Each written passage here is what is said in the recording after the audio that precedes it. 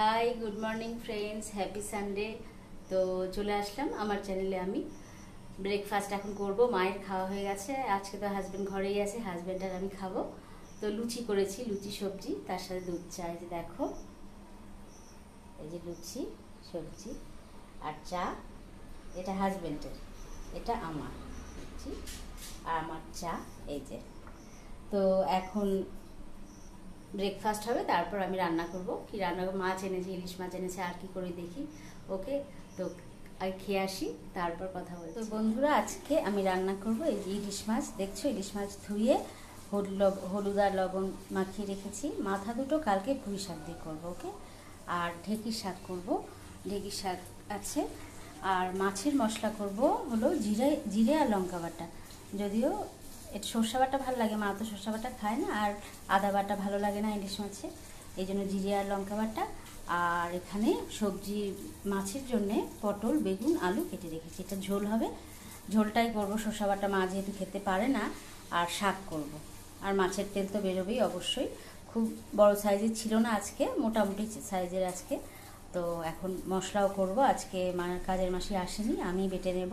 ওকে, তারপর আমি আবার দেখাচ্ছি তোমাদের রান্না। তো বন্ধুরা, আমার রান্না হয়ে গেছে। রান্না তো বেশি কিছু করিনি, ঢেঁকির শাক করলাম, ইলিশ মাছের ঝোল করলাম, তোমরা তো দেখলে। আর মাছের তেল আজকে বেশি বেরোয়নি, মাছটা খেয়ে দেখতে হবে কেমন। আগে 2 দিন বেশ মাছের তেলটা বেরিয়েছিল, আজকেরটা বেশি বেরোয়নি সত্যি কথা বলতে। এই যে শাক, ঢেঁকির শাক তো অল্পই হয়ে গেছে, শাক তো একবেলায় খাওয়া হয়। আর এই যে মাছের ঝোল, আলু পটল দিয়ে, বেগুন দিয়ে, ঝোলটা আমরা একটু বেশি খাই। তেল সেরকম বেরোয়নি, অল্পই তেল। এই যে তেল দেখো, অল্প তেল বেরিয়েছে। ওকে, আর আমাদের গাছের আম, মনে হয় ন্যাংরা আম, এগুলো খুবই স্বাদ, খুবই ভালো খেতে। আবার কাঁঠালও খুব ভালো খেতে। ঠিক আছে, তো আমি এখন সব পরিষ্কার করি রান্নাঘরটা, তারপরে তারপরে চান করতে যাবো। ওকে, ঠিক আছে। তো এখন চা খাচ্ছি, তোমরা তো জানো এই টাইমটা টি টাইম, মায়ের জন্য টি টাইম।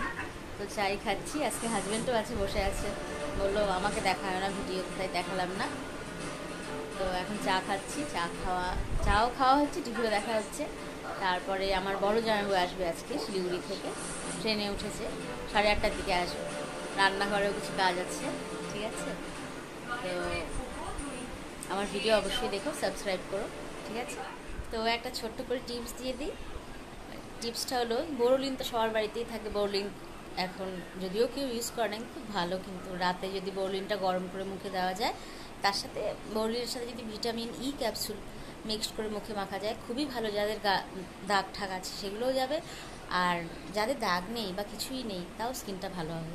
বোরোলিন কিন্তু খুব উপকারী, যদিও শীতকালে মাখায় অনেকেই বেশি, সে গরমকালে মাখে না। গরমকালে মাখলেও কোনো অসুবিধা নেই, মাখতে পারো তোমরা। ঠিক আছে, তো কালকে আবার দেখা হবে, ভালো থেকো।